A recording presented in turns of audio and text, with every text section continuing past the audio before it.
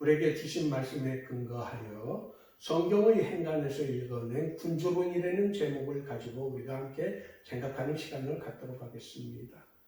인국공의 정규직 전환 문제로 우리 사회가 시끄럽습니다. 비정규직에 종사하는 사람들의 눈물을 닦아주기 위한 좋은 취지로 시작된 일입니다. 그러나 이 문제로 젊은이들이 상대적으로 박탈감을 느끼게 되고 마음에 상처를 받게 되어 안타깝습니다. 좋은 뜻으로 시작했다고 해서 그 결과까지 항상 좋은 것은 아닙니다.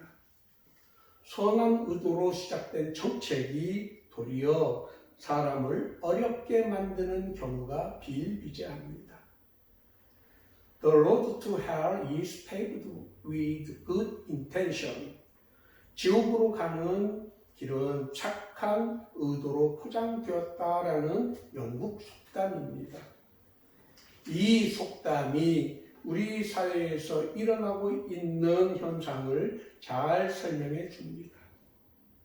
집값을 안정시켜 서민들의 주거 안정을 돕겠다는 선한 의도로 시작된 부동산 대책이 도리어 서울 아파트 가격을 50% 올려놓았다고 합니다.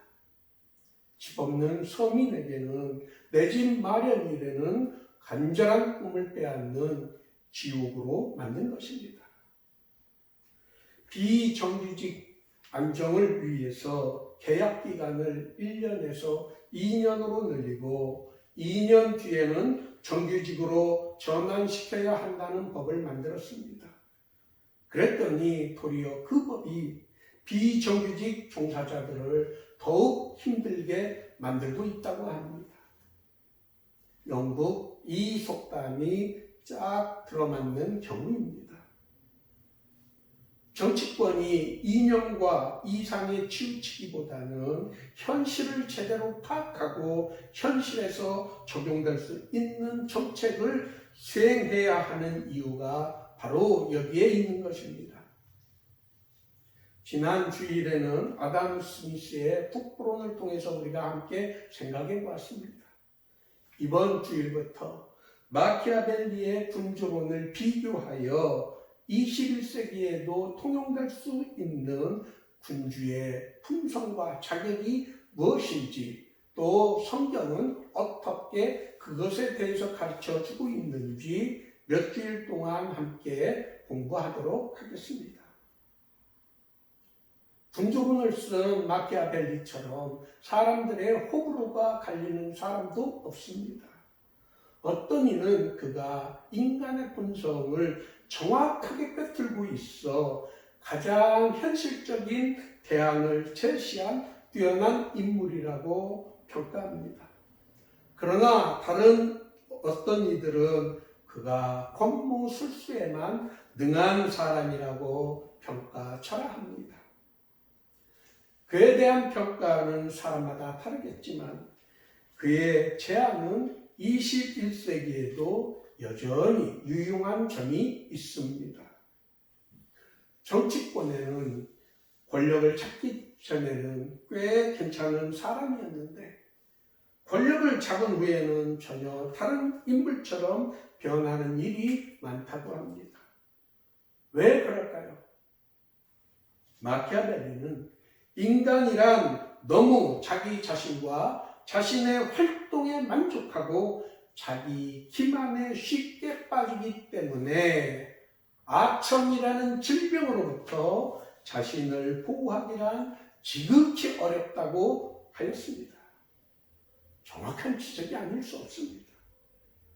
동서고금을 막론하고 권력자의 주변에는 언제나 아첨꾼들이 모여듭니다. 통치자가 아첨꾼들의 달콤한 말에 취해 있을 때 그의 주변에는 바른 말을 하는 중심들을 찾아볼 수 없게 됩니다. 사람의 장막으로 가려지게 됩니다. 사태 파악이 안 되어 올바른 판단을 내리지 못합니다. 그런 이유로 권력을 잡은 후에는 그 전과는 전혀 다른 인물로 바뀌게 되는 것입니다. 어떤 나라가 강대국이 될 때는 그 나라에는 강력한 지도력을 갖춘 뛰어난 지도자가 있었습니다. 지도자의 뛰어난 능력이란 남이 생각하지 못한 기상천외한 것을 생각해내는 것이 아닙니다. 그것은 국민들의 마음을 하나로 묶어낼 수 있는 능력입니다. 역사에서 국론이 분열되어 안에서 다툼이 시작된 나라는 한결같이 망했다는 것이 역사의 가르침입니다. 뛰어난 지도자는 국민들의 흩어진 마음을 하나로 묶어낼 수 있는 능력을 가진 인물입니다. 꼭 피해야 하는 지도자는 국민을 분열시키는 사람입니다. 분란만을 일으키고 싸움을 부추기는 사람이 지도자로 있는 나라는 불행해집니다. 이스라엘 역사에서 가장 뛰어난 성군으로 존경받는 인물은 다윗 왕입니다. 다윗 왕의 어떤 면이 군주로서 존경받는 특성일까요? 오늘 본문을 통해서 살펴보겠습니다. 사울 왕이 죽은 뒤 이스라엘은 두 개로 나뉘어졌습니다. 다윗을 따르는 유다 지파와 나머지 11개 지파로 구성된 이스라엘로 나뉘게 됩니다. 먼저 역사적 배경을 살펴봅시다. 다윗이 골리앗을 죽이고 돌아오자 백성들은 노래를 지어 불렀습니다. 사울은 천천히요, 다윗은 만만이로다. 다윗이 사울보다 10배나 더 뛰어나다는 노래에 사울은 기분이 상하였습니다. 다윗이 백성들에게 인기가 높은 것을 사울은 시기하였습니다. 자기의 왕위를 빼앗길 것을 염려하였습니다. 사울 왕은 잠재적인 정치적 라이벌인 다윗을 사위로 삼았지만 그것만으로는 안심이 되지 않자 그를 죽이려고 하였습니다. 다윗은 사울의 살해 위협에서 벗어나 아둘람 굴로 도망쳤습니다. 그를 따르는 온갖 종류의 사람들이 모여들기 시작하여 그 수가 점점 늘어나 600명이 넘게 되었습니다. 그러던 도중에 사울 왕과 그의 아들 요나단이 블레셋과의 전투에서 천사하자 사울 왕의 군대 장관 아브넬은 마나하임에서 사울 왕의 아들 이스보셋을 왕으로 세웠습니다. 그러자 다윗을 따르던 사람들과 유다 지파는 다윗을 헤브론에서 왕으로 추대하였습니다. 이스라엘이 쪼개져 두 나라가 된 것입니다. 이스라엘의 실권을 장악한 아브넬이 불미스러운 일로 이스라엘의 왕 이스보셋에게 책망을 들었습니다. 자존심이 상한 아브넬은 다윗에게 특사를 파견하여 통일을 위한 협상을 제안하였습니다. 다윗 왕은 자기의 아내 미갈을 대동하고 협상하러 온 아브넬을 극진히 대접하였습니다. 그 회담에서 아브넬은 다윗 왕에게 온 이스라엘을 다스릴 수 있도록 돕겠다는 약속을 합니다. 다윗은 그 제안을 수락하고 아브넬을 평안하게 돌아가게 하였습니다. 그 회담이 진행될 때에 다윗의 군대 장관 요압은 전쟁터에 나가 있었습니다. 요압은 아브넬에게 원한이 있었습니다. 자신의 동생 아사헬이 전투 중에 아브넬에게 잘못 덤벼들었다가 죽임을 당하였습니다. 그런 원수를 다윗 왕이 평안하게 보냈다는 것을 알게 된 요압은 자신의 전령을 보내 아브넬을 헤브론으로 다시 데려왔습니다. 요압은 술수를 써서 아브넬을 안심시킨 후에 성문 안에서 칼로 찔러 살해하였습니다. 이 일은 다윗 왕 몰래 요압이 저지른 일이었습니다. 아브넬의 죽음은 유대와 온 이스라엘을 발칵 뒤집어 놓았습니다. 그의 죽음은 이스라엘 백성들에게 큰 슬픔을 주었습니다. 많은 백성들은 다윗이 아브넬의 죽음과 관련이 있다고 의심을 하였습니다. 아브넬의 죽음으로 평화적으로 왕국을 통일하려는 다윗의 계획은 자칫하면 수포로 돌아갈 위기에 처했습니다. 다윗이 이스라엘의 백성의 마음을 얻는데 아브넬의 죽음은 큰 장애가 되었습니다. 이 위기에 직면한 때에 다윗 왕이 보인 태도가 오늘 본문입니다. 아브넬의 죽음과 그 배후를 뒤늦게 알게 된 다윗은 아브넬의 상해를 뒤따라가며 그의 무덤에서 옷을 찢고 금식하며 크게 통곡하였습니다. 다윗 왕은 아브넬의 죽음을 슬퍼하며 그를 기리는 슬픈 노래를 지었습니다. 그제서야 온 국민들은 다윗 왕이 아브넬의 죽음과는 상관이 없다는 것을 알게 되었습니다.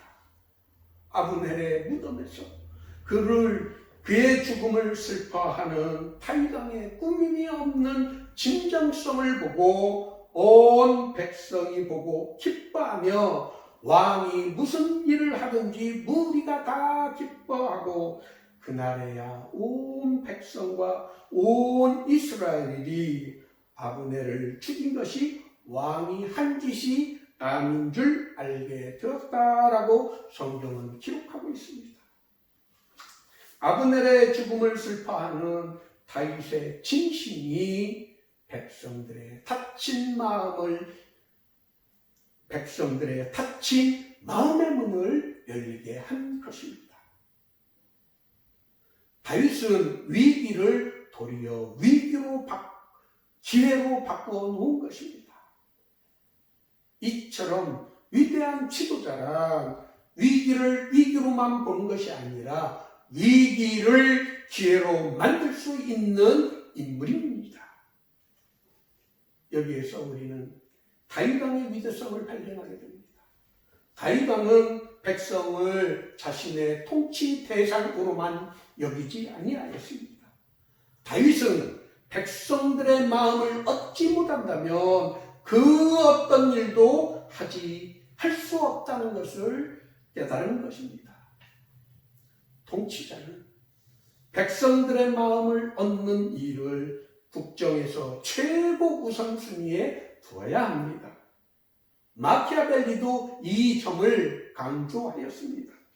그러나 마키아벨리는 진정성이 아닌 여우처럼 꾀를 내어 다만 이미지 연출을 하라고 조언하였습니다.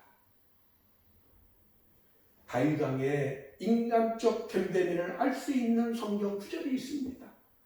사울 왕이 하나님으로부터 버림을 받았을 때 하나님은 사무엘 선지자에게 이새의 집에 가서 그의 아들 중 하나에게 기름을 부어 사울 왕을 대신하여 왕을 세울 것을 명령하였습니다. 사무엘 선지자는 이새의 집에 가서 아들들을 만나게 됩니다. 이새의 맏아들 엘리압이 사무엘 앞에 서자 사무엘은 엘리압을 보고 여호와의 기름 부으심을 받을 자가 과연 주님 앞에 있도다라고 감탄하였습니다. 엘리압의 큰 키와 용모는 왕이 될 만할 정도로 훤칠했던 것입니다. 수십 년 동안 선지자로 또 사사로 이스라엘을 이끌었던 경륜이 누구보다도 풍부했던 사무엘도 하나님이 보시는 기준을 제대로 알지 못했던 것입니다. 그때 하나님께서 하신 말씀, 내가 보는 것은 사람과 같지 아니하니 사람은 외모를 보거니와 나 여호와는 중심을 보느니라. 사람의 학력, 교양, 사회적 지위, 재산 등 인간적인 지표를 하나님은 보시지 않는다는 것입니다. 하나님이 보시는 중심이란 사람의 마음, 영어로 heart입니다. 하나님은 그 사람의 은밀한 내면을 보신다는 것입니다.